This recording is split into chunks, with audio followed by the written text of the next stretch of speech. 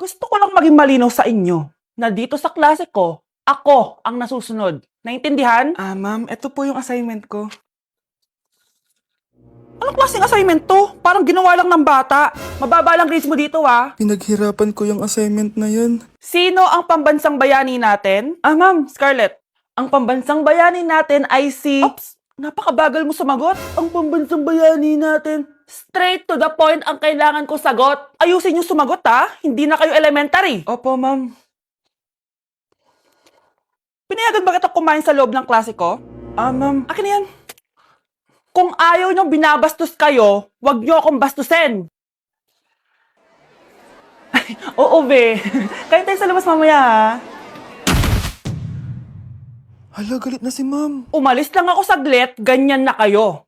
First meeting pa lang natin, pinapakita nyo ng mga ugali nyo. Buti pa yung kabilang section, tahimik lang. Kayo na ata ang worst section na napuntahan ko. Kung kami ang worst section, ikaw ang worst teacher. Sorry po, ma'am. At dahil dyan, bibigyan ko kayo ng maraming assignment. Ma'am? Oh, Scarlett, kamusta ka? Sana ikaw na lang ulit teacher namin. Ang sungit ng bago naming teacher eh. Hayaan mo, next quarter, ako na ulit ang magiging teacher nyo. Talaga, ma'am? Thank you, Lord! Death certificate? Hindi naman patay si tatay ah. Anak, alam kong nasa kwarto ka ng tatay mo. Si nanay. Anak! Nay, tawag niyo po ba ako? Wala. Kala ko nasa loob ka eh. Sige, nay. Gagawan ko na po ng pagkain si tatay. Kailangan ko malaman ng totoo. Sorry, nay. Kailangan kong gawin ito sa'yo. Nay, ito na po pala yung pagkain ni tatay. Ginawan din po pala kita. Buti naman naisip mo pa ako. Thank you, anak, ha. Welcome, nay. Mahal, kain na tayo. Gumana yung plano ko. Kailangan ko na humingi ng tulong. Ang galing mo din, Scarlett, no? Pero mas magaling ako. Nay, hindi ka nahimatay. Anong akala mo sa akin? Tanga? Inamoy ko yung pagkain na binigay mo sa akin. At kaamoy niya yung lason na nilalagay ko sa pagkain ng tatay mo. Ang sama mo, nay. Well, kailangan ko ang pera ng tatay mo. Inasawa ko lang naman yan kasi mayaman siya. Ipapakulong kita sa ginawa mo kay tatay. Sa tingin mo, maniniwala sa'yo ang mga pulis? May CCTV tayo sa bahay. Kitang-kita dyan na ikaw ang gumagawa ng pagkain ng tatay mo.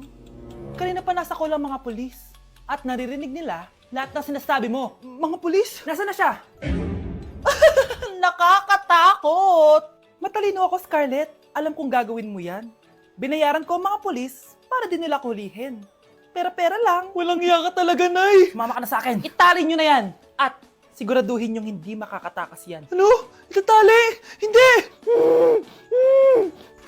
Shh, Scarlett. Itatakas kita, ha? Alam ko lahat ng baho ng nanay mo. Tita, Scarlett, may kausap ka ba? nandiyan na si nanay. Bilisan mo. Paparating na siya. Bibilisan ko na. Bakit nawawala ang laman ng class funds, ha? Sinong kumuha na ito? Ma'am, kilala ko po kung sino yung kumuha. Oh, Samantha, sino kumuha? Sino pa ba, ma'am? This is Scarlett. Ha? Wala akong kinukuha. Scarlett, ikaw pala yung kumuha ng class funds? Sumama ka sa principal, ngayon na. Apaka-hype talaga nitong si Samantha. Bye, Scarlett. Dami nito Mukhang makakabili na ako ng bagong phone. Ha! Nahuli din kita! Ikaw pala yung kumukuha ng mga class funds natin? Oo, ako yung kumukuha. Bakit? May problema ba? Ang problema ko, ikaw! Ako pa sinisisi mo na kumukuha ng class funds, ikaw naman talaga? Isusumbong kita kay ma'am. Wala ka namang ebidensya. Ikaw ang isusumbong ko dahil naniniwala naman sa akin si ma'am. Humanda ka sa akin, Samantha. Wow, may bagong phone si Samantha. Sana all! Bigay ito ng parents ko, guys. Class! Sino naman kumuha sa class funds? Si Scarlett po yung kumuha, ma'am. Pagsabihan nyo nga yan. Ako na naman? Nagpapatawa ka ata, Samantha. Talaga ba, Samantha? Kitang-kita ko na kumuha ka dito. At narinig ko, nabalak mo na naman si Scarlett. Ma'am, di po ako yun. Gagawin mo pa ako sinungaling? Diyan ka naman magaling, di ba, Samantha? Sa pagsisinungaling. Sumama ka sa akin sa principal at ipapatawag ko yung magulang mo.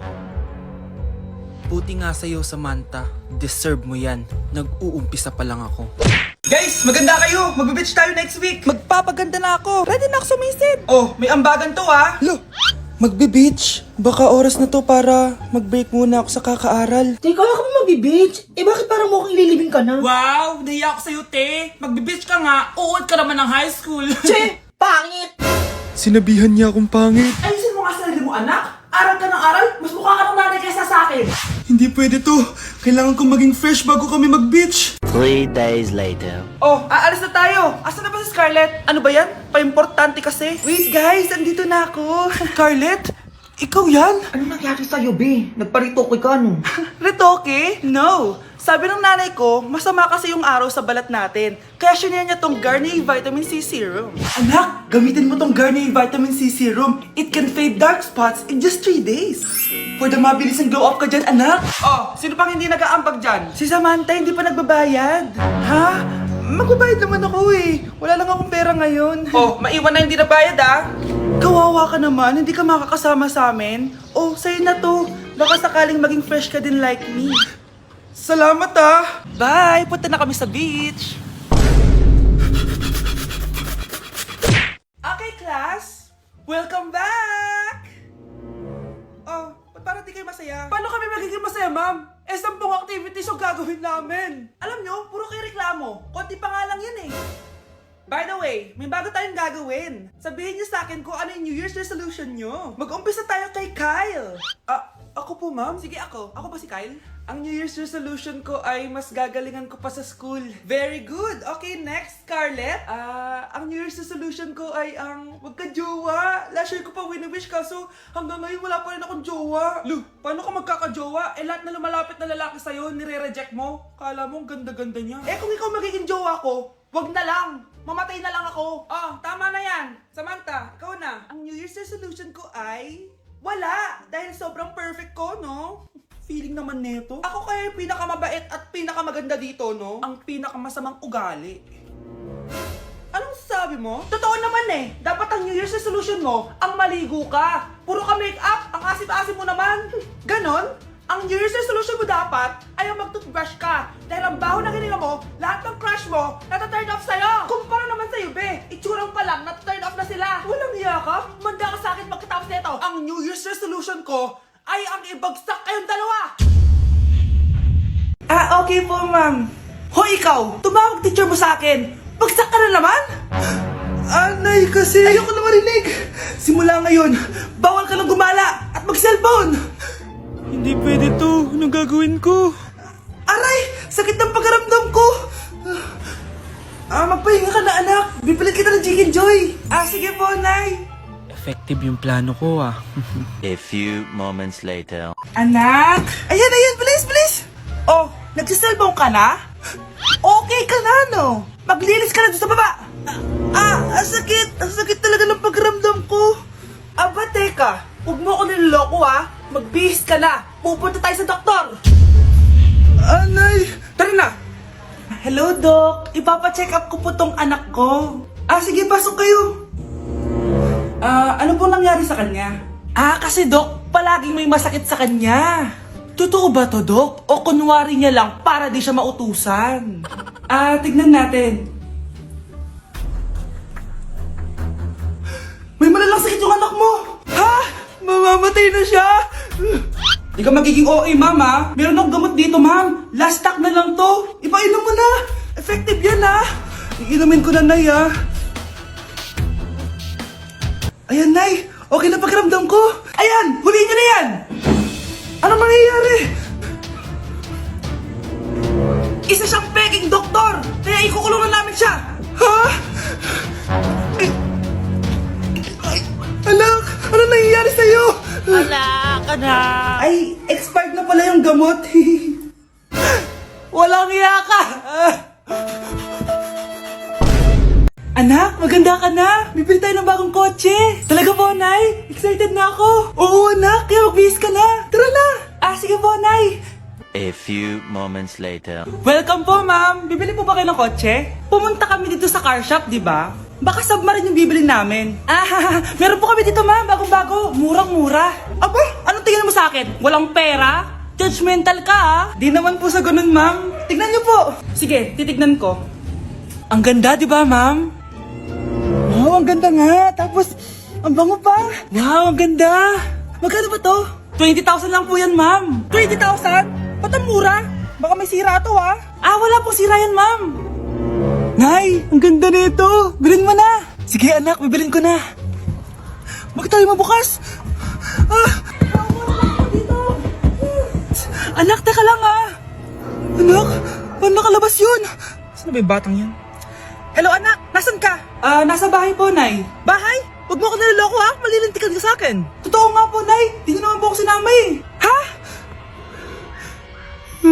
Nay, bilhin mo na tong kotse. Ako na magdadrive. Kaya pala mura, may kasamang multo. Gusto mo ba talaga ako makilala, Scarlett? Oo, dahil hindi ako matatahimik. Magkita tayo malapit sa puno ng mangga. Ako ikaw, Scarlett. Galing ako sa future. Paano? Paano nangyari yun? Basta, Scarlett, ayusin mo yung mga desisyon mo sa buhay, ha? Sige na, baka mahuli pa ako ng mga humahabol sa akin. Sandali!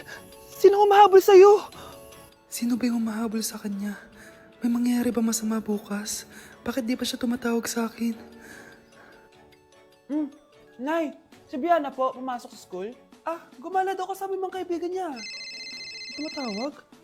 Hello? Si Scarlett po ba to? Kaibigan po to ni Brianna. Nakidnap po siya kanina. Hindi ko po alam anong gagawin. Tulungan niyo po kami. Sinakay po siya sa van. Nay! Si Brianna! Nakidnap! Diyos ko! Anong gagawin natin, anak? Bakit tayo mo sumagot? Sabihin mo sa akin anong gagawin ko. Nay! Nay! Saan pumunta si nanay? Scarlett, dyan ka lang ha. Pupuntahan ko yung mga kidnapper. Napakadelikado naman ang ginagawa mo, Nay. Diyos ko, anong gagawin ko? Hello? Buti naman tumawag ka na. Alam mo, kasalanan mo lahat to eh. Kung pinaalam mo sana na makikidnap si Brianna, hindi sana pinigilan ko siya. Scarlett, may malaki tayong problema. Nasa bahay niyo yung humahabol sa akin. Magtago ka na. Scarlett! Nay. Oo, Scarlett. Galing ako sa future. Ikaw ba yung humahabol sa isang Scarlett? Hindi ko na siya kailangan. Ikaw ang solusyon. Solusyon saan? Dahil sa paulit-ulit na pagbabalik niyo sa nakaraan, lalong lumalala ang sitwasyon namin. Hindi ko maintindihan. Kailangan mo na mamatay! Matagal na dapat kaming patayin ni Brianna. Pilit mong binabalikan na nakaraan. Kaya ikaw ang papatayin ko. Nay! Panaginip ng pala lahat yun. Oo anak, okay ka lang? Si ate kasi panay puyat kaya ganyan siya. Nay, Brianna, buhay kayo? Oo ate, buhay kami. Anak, sumama ka na sa amin. Sumama kayo sa akin. Class, listen! Mamimiss ko kayo! Mamimiss namin yung subject nyo, ma'am! Mamimiss kita, ma'am, kahit wala naman ako natutunan sa inyo. Ano ba yung tinuro mo? Aba, nag-iiyakan na kami dito? Naglalato-lato ka pa din? Be, kahit inagaw mo sa akin yung crush ko, mamimiss kita. Ikaw din, be. Mamimiss kita. Kahit ang baho ng hininga mo. Kahit palagi mo ako nililista sa noisy. Mas maingay pa din yung putok mo. Lu, paano naging valedictorian yan? Nangungopia lang yun sa akin eh. Di ko na patatagalin. Sa teacher ko, na ang dami pinapagawa at palaging galit. Sa principal namin ngayon ko lang nakita. Nandyan po pala kayo. Sa mga classmates kong amoy putok at puro kopya sa akin kahit may set A, set B. At sa crush kong di ako ginawa. Ang dami mong time, be. O ano ka ngayon? Pangit mo. Maraming salamat sa inyong lahat. Yun lang. Ma'am, para sa'yo to. Mamimiss ka namin, ma'am. Thank you sa lahat, ma'am. Yes, sa wakas, gagraduate na ako. Anak, proud ako sa'yo. Aba, bakit ka nandito? Ma'am, di ba graduation po natin ngayon? Ay, hindi ka gagraduate. Magsak ka sa akin, di ba? Ayan, kakalato-lato mo yan. Humanda ka sa akin sa bahay. See you na lang next year. Uulit ako?